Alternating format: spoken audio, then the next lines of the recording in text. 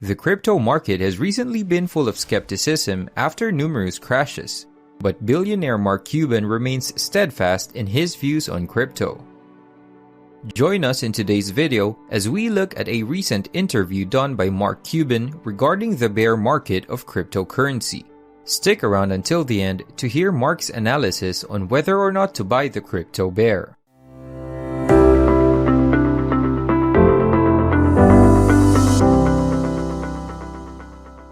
Sure, yeah, let's go into that. What do you think are the differences that stand out to you the most? You know, in the ICO craze and the first real push of Bitcoin, that's where you started to get the early interest, but there weren't a lot of mainstream applications. There were companies trying to do some things with smart contracts, crypto kitties among them, and there were a lot of different ICO type approaches, but nothing really was already mainstream, and that was the big difference. You know, it was just about people getting into crypto, not crypto getting into people's lives. Amazing. And I'm wondering, how have you, how has your interest developed? Like I kind of alluded to, I remember talking about Euler beats when you came on, and when you were generally super interested in the way that artists can receive automatic dividends. How have your interest in crypto developed since then? No, I mean, it's just continued, right? I mean, I think, you know, where I caught a lot of flack early on was, you know, the focus on the utility of whatever it is I was looking at. You know, how was it going to be used? What was the value proposition? And like you just mentioned, what was exciting to me back then with NFTs was the fact that artists could receive royalties. You could create a textbook NFT. You know, we did a lot of things with NFTs with the Mavericks, with mavscollectibles.com. There's just a ton of applications, but there's got to be utility for them. They can't just be about speculation. And I think when, you know, there's an old saying, everybody's a genius in a bull market.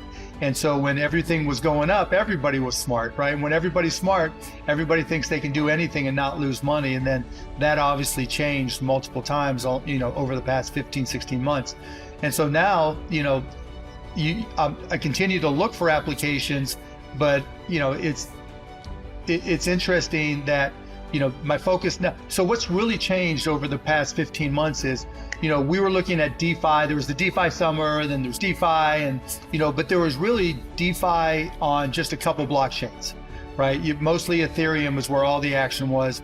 And there was a lot of subsidies. It's like you know, people were approaching crypto and DeFi in particular, like they did software applications, where there were, you know, back in the day, VCs would subsidize apps or applications and offer them for free, and knowing that they were losing a boatload of money just to get users to try it.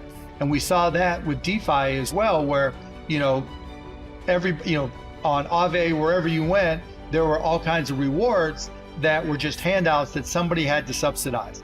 And that subsidy was coming from investors, they were coming from, you know, misperceived tokenomics, or they were coming from, you know, just buyers who were just wanted to play the game, you know, trying to earn as much, just trying to go as degen as they can. And, you know, what we've learned since then, you go to Aave now and you see what the real rate should be. And it's all algorithmically driven without the reward.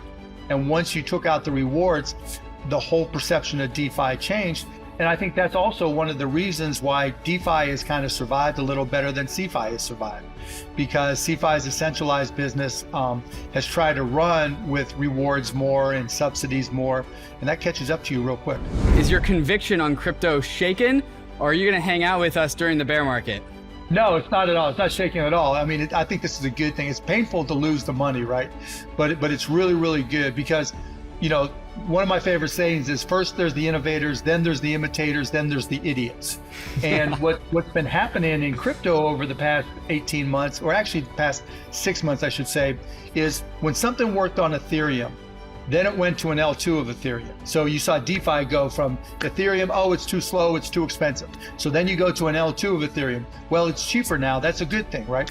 Then it went to another chain, and the same, you know, and then another chain, and another chain, and another chain. Sounds like a song. It sounds like something DJ Khaled would do. And another chain, and another chain, you know.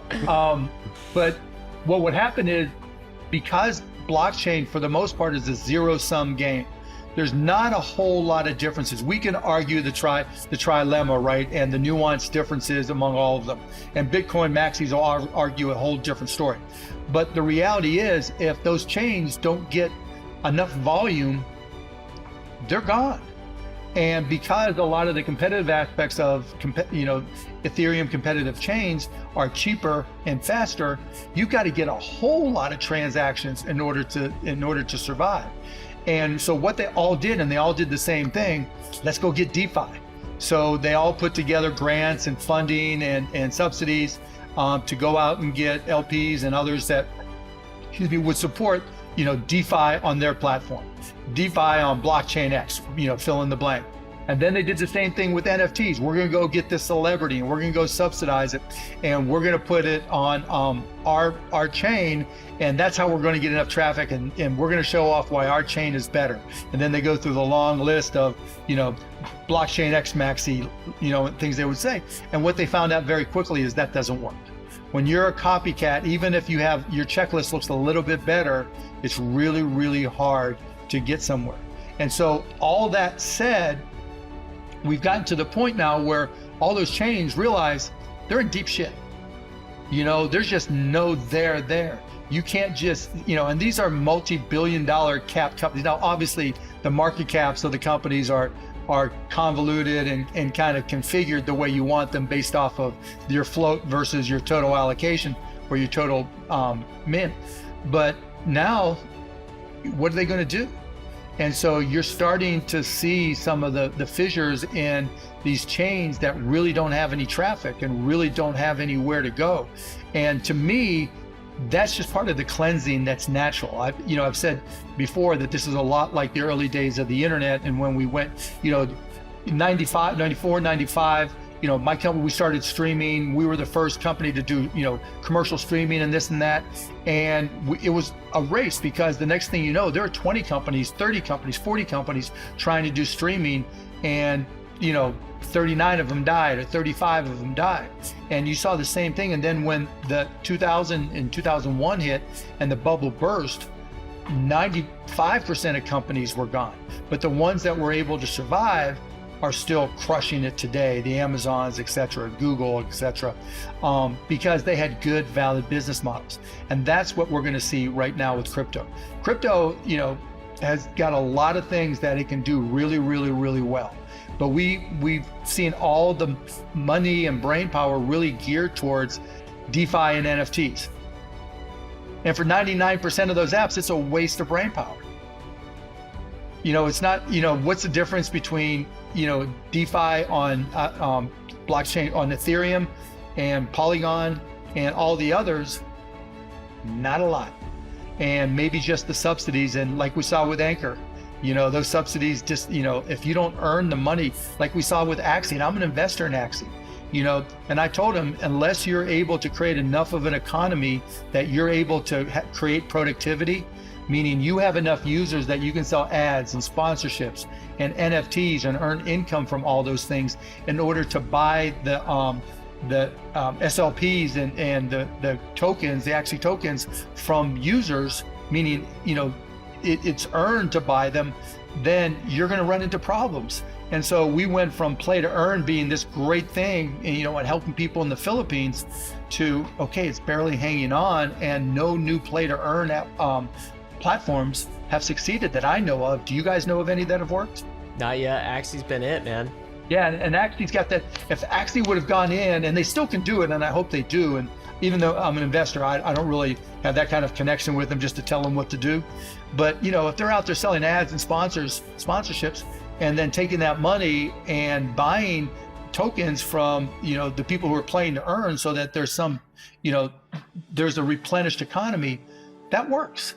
If I buy one of those NFTs, you take my money, you buy some SLP, etc. Like Anchor, they wanted to be able to do loans to pay for the 20%, but they just kept on going subsidy, instead of just saying, okay, at some point, hey guys, we ain't doing shit for loans. We generated $150. It's like what you pay LPs, on different platforms, right? With their native token. You can pay them in it, but if you got no one to buy them, and that's what this is all about. And that's where a lot of this has failed. There's got to be second order and third order and fourth order demand, particularly for NFTs. That's like with the Mavs.